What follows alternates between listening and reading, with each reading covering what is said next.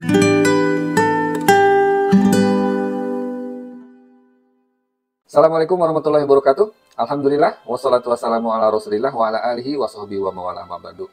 Apa kabar Bapak Ibu semua? Alhamdulillah kita masih diberi kesempatan untuk bertemu lagi melanjutkan acara pelatihan kita, yaitu pelatihan karya tulis ilmiah, dan sekarang sudah sampai kepada lesson 6 atau pelajaran ke-6, yaitu mencari rujukan secara efektif ya. Bagaimana kita mencari rujukan, referensi ya, pustaka secara cepat ya, secara efektif untuk dapat dimasukkan ke dalam paper yang sedang kita susun. Baik, sebelum kita mencari referensi, maka ada beberapa ketentuan yang harus kita ketahui mengenai referensi atau rujukan ini ya. Baik, yang pertama adalah daftar pustaka harus sesuai, yaitu match, dengan rujukan yang disebut di dalam body text. Body text itu baik di pendahuluan, di metodologi, atau di pembahasan. Jadi misalnya di dalam daftar pustaka, di bawah situ ada misalnya Anton 2020. Nah ini harus, si Anton ini harus ada di dalam body text. Jangan sampai tidak ada ya. Atau kebalikannya. Di dalam pendahuluan misalnya kita menyebutkan Budi 2021, tetapi ternyata Budi tidak ada di daftar pustaka. Nah itu harus sangat match ya, tidak boleh ada yang kurang. Kemudian yang kedua adalah, mohon diperhatikan bahwa prioritas dari referensi atau rujukan adalah dari paper jurnal, yaitu sekitar 80%. Jadi kalau kita memiliki daftar pustaka di bawah itu 20 ya, maka 16 diantaranya harus dari paper, kurang lebih seperti itu ya. Baru selanjutnya yang 20%-nya itu adalah dari sumber lain ya, seperti buku, tesis, ya, skripsi, disertasi, dari website resmi lembaga, dan sebagainya.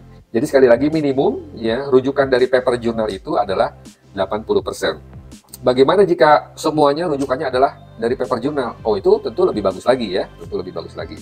Kemudian yang ketiga, similarity kontennya sekitar 20 atau 25%. Bahkan beberapa jurnal meminta kurang dari 20%. Jadi ini mohon diperhatikan ya, ketika kita melakukan quoting ya. Makanya dihindari penggunaan quoting, sebaiknya menggunakan summarizing, paraphrasing, atau idea taking ya.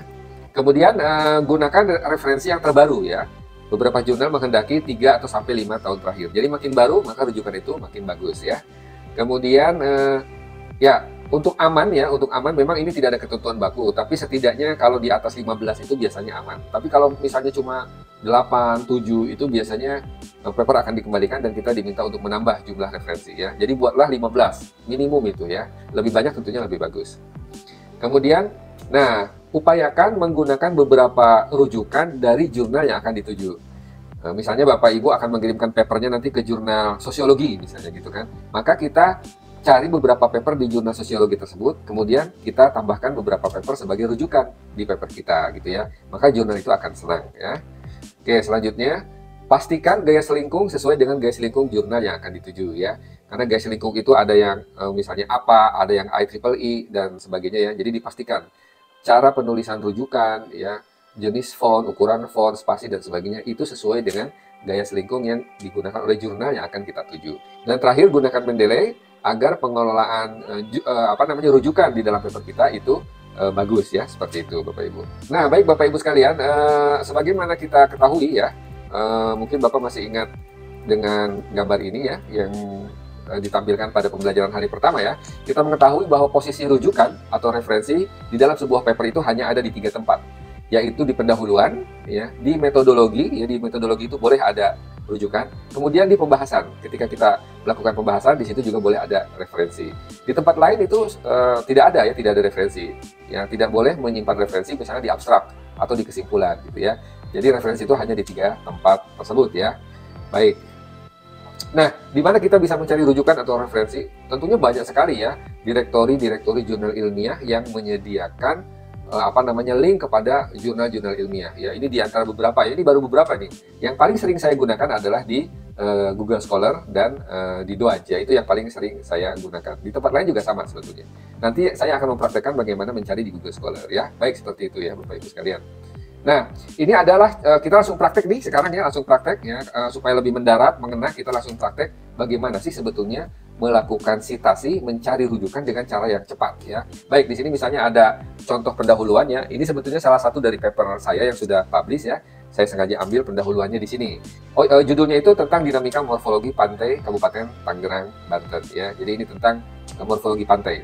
Baik, paragraf pertama ya, tentunya sebelum ada rujukan, sebelum ada sitasi ini seperti ini.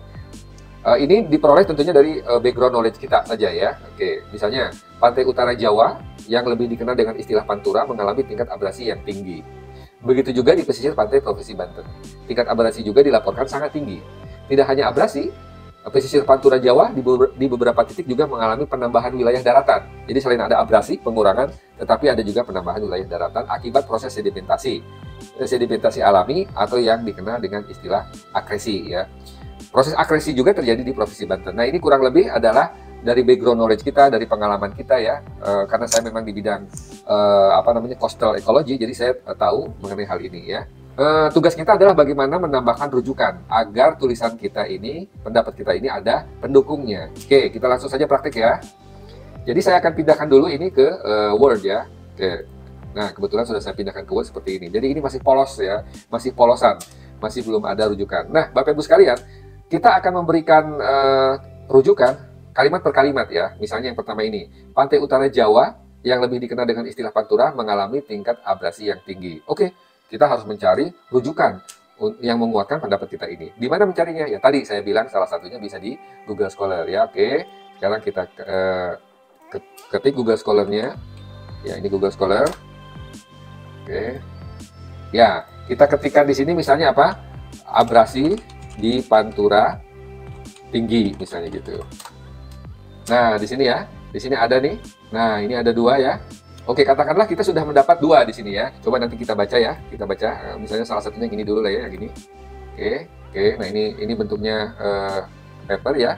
Coba kita pakai Ctrl F dulu, Ctrl F, kemudian cari abrasi gitu ya. Nah, di sini kan ada ya yang mengatakan bahwa abrasi di Jawa itu tinggi ya. Ya, saya kira di sini cukup ya kita mendapatkan informasi bahwa memang terjadi abrasi di Jawa Tengah di sini ya. Ya, kita sudah bisa mendapatkan gambarannya, maka kita download papernya ya. Download papernya ini. Oke, kita simpan di sementara di desktop saja supaya gampang gitu ya. Oke. Nah, kemudian setelah itu kita balik lagi, tadi kita cari yang satunya di sini coba ya, di Rembang ini ya. Oke, di Rembang. Nah, ini publikasinya. Kita cari PDF-nya ya, Bapak Ibu. Ya, ini PDF-nya. Ya, ini papernya, Bapak Ibu ya. Nah, supaya cepat, kita juga langsung menggunakan rumus apa? Ctrl F, langsung find ya. Kita ketikkan abrasi. Kita cari di mana yang mengatakan abrasi di sana itu tinggi. Nah, ini ya, ada ya. Ini bertambah parah. Nah, gitu ya. Berarti di Jawa Tengah ya, khususnya di Kabupaten Rembang itu bertambah parah. Oke, saya kira cukup ya informasi yang mengatakan bahwa memang abrasi di Pantura ini tinggi gitu ya. Oke, kita download papernya. Kita simpan juga di desktop ya. Oke, sudah 2 ya. Maka setelah kita download, kita pergi ke Mendeley, Bapak Ibu ya. Di open Mendeley-nya. Silakan yang memiliki Mendeley desktop atau Mendeley reference. Di sini saya menggunakan Mendeley desktop. Ya, kita login dulu.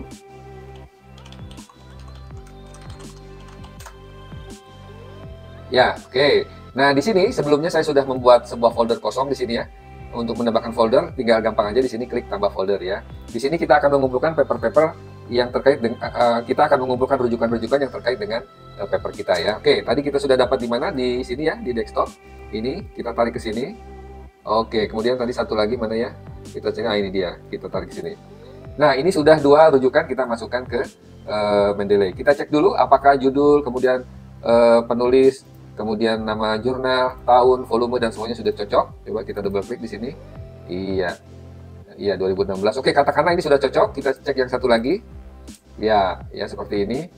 Oke, ini nama jurnalnya Bunga Rampai. Ya, dan sebagainya. Anggap saja cocok ya. Maka, oke, kita kembali ke Microsoft Word. Iya, maka kita bisa tambahkan di sini. Misalnya kalimat, ini dikasih koma oleh kita ya. Sebagaimana hal itu juga dinyatakan oleh, nah seperti itu ya, dinyatakan oleh, kemudian kita klik reference, maka kita insert citation ya, kita langsung tadi terserah Bapak Ibu ya, di sini mau menuliskan penulisnya atau kata kuncinya atau apa saja ya yang ada di paper itu, insya Allah nanti akan ketemu. Misalnya kita ketik aja Rembang gitu ya, coba Rembang, nah muncul kan Rembang ya. Oke, kita satu lagi misalnya Pantura, oh nggak ada ya. Abrasi coba ya. Nah, ini ada satu ya, ini satu abrasi. Oke, nah sudah 2 rujukan yang kita masukkan di sini. Seperti itu Bapak Ibu ya. Nanti boleh lebih dari 2, tentunya boleh ya. Semakin banyak yang mendukung, tentunya lebih bagus. Nah, ini cuman karena kalimatnya seperti tadi, maka ini harus kita agak ubah sedikit.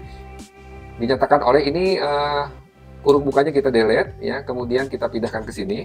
Seperti itu Bapak Ibu ya. Agak kita edit secara manual, kemudian ini kita buat seperti itu. Nah, seperti ini. Keep manual edit. Nah, ini jadi benar sekarang ya. Nah, seperti itu. Jadi sekarang kita sudah memiliki dukungan untuk pernyataan kita bahwa pantai utara Jawa yang lebih dikenal dengan istilah Pantura mengalami tingkat abrasi yang tinggi. Sebagaimana hal itu juga dinyatakan oleh Mahendra dan Maulana. Oke, nah sekarang kalimat kedua. Begitu juga di pesisir pantai Provinsi Banten, tingkat abrasi juga dilaporkan sangat tinggi. Kita harus cari rujukan ya. Kita kembali lagi ke Google Scholar sekarang. Ya, abrasi di Banten, Pantura Banten gitu ya. Nah, di sini ya, ada beberapa, nah ini, ya ada beberapa yang kita bisa masukkan sebagai rujukan kita ya. Nah ini di Banten juga, Banten. Bolehlah memasukkan beberapa, lebih banyak tentunya lebih bagus. Caranya seperti tadi, saya tidak akan mengulangi, tapi caranya sama ya. Jadi kita download dulu, kemudian kita masukkan ke Mendeley, dan setelah itu baru kita insertkan di sini ya. Seperti itu Bapak semua ya.